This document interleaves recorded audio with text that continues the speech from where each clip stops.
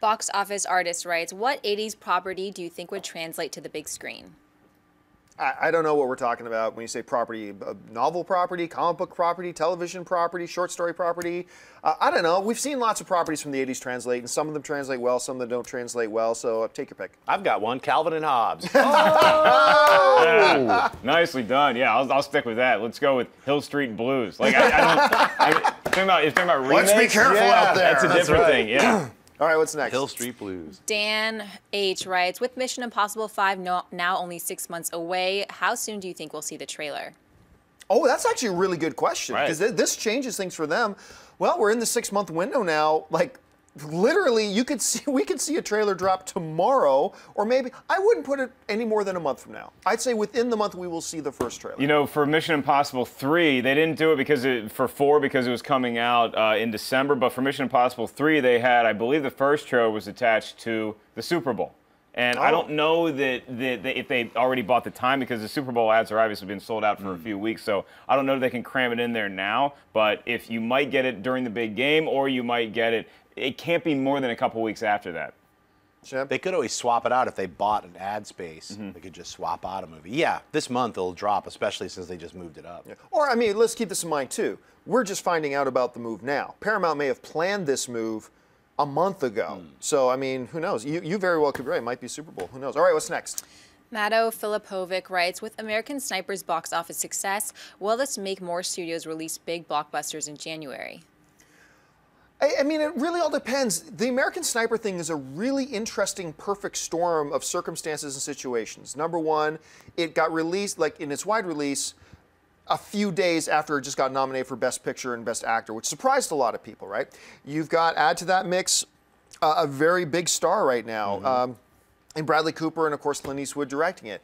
Add on top of that, it's a very patriotic movie, which right now in the day and the age, especially coming off of some of the events we've had in France and things like that, right now, it is a very stirring, moving thing right now. So I've said for a long time, I believe months like January, months like April, are ripe for good, solid movies to go in and do great business. I don't know if that really applies to the American Sniper thing, because like I said, there's a number of really unique circumstances that all went into it, all happening at once. So it's hard to make a case study out of it. Do you guys see it any other way? I mean, American Sniper is also benefiting from all the controversy that's now surrounding it, too. Because it's doing so well, there's going to be a backlash to that, and it just keeps perpetuating more people wanting to go see the film. It's hard to get that perfect storm again, and I think that it proof that this isn't going to be a trend in the future is that Mission Impossible 5, they could have very easily just said, you know what, let's go to January. Let's go to the middle of January because we don't want to compete with Star Wars the week after it comes out. And instead, they're like, nah, let's bring on the summer. So I don't think you're going to get that a lot, but I'd love to see it. I mean, I have to see movies year-round, so I'd love to see it. Shep? Yeah, I think, one thing that helped it, I believe, is the limited release structure, where a few theaters had it, and it created a buzz. Like I want to see it. You can't. It's only playing in these 5 theaters. And then when it finally got released, all these people would go see it because it already created that buzz and all the nominations. So.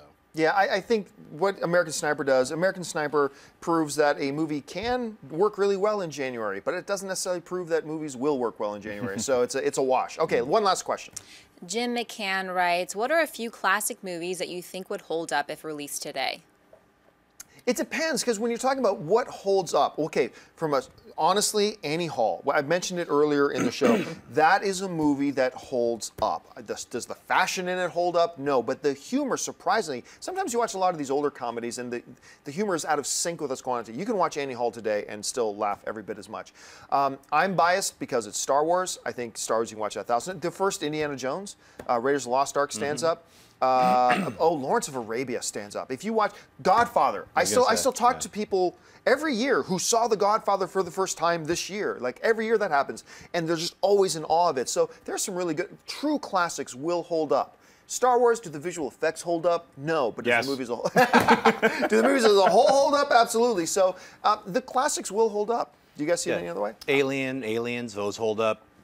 I'll go further back. I'll say The Wizard of Oz, I think, still holds up. Yeah. Mr. Smith Goes to Washington is a great watch. If you haven't seen it recently. Miracle on 34th Street. Oh, That holds yeah. up. And then also The Exorcist. If you want to get really dark, that movie is still the scariest film ever made. It's the greatest horror film of all time. Nothing can touch it even to this day. Hey everyone, if you liked this video, click that thumbs up button and make sure to subscribe to our AMC Movie News YouTube channel. It's free and helps you stay up to date with all the latest movie news, as well as our daily AMC movie talk show.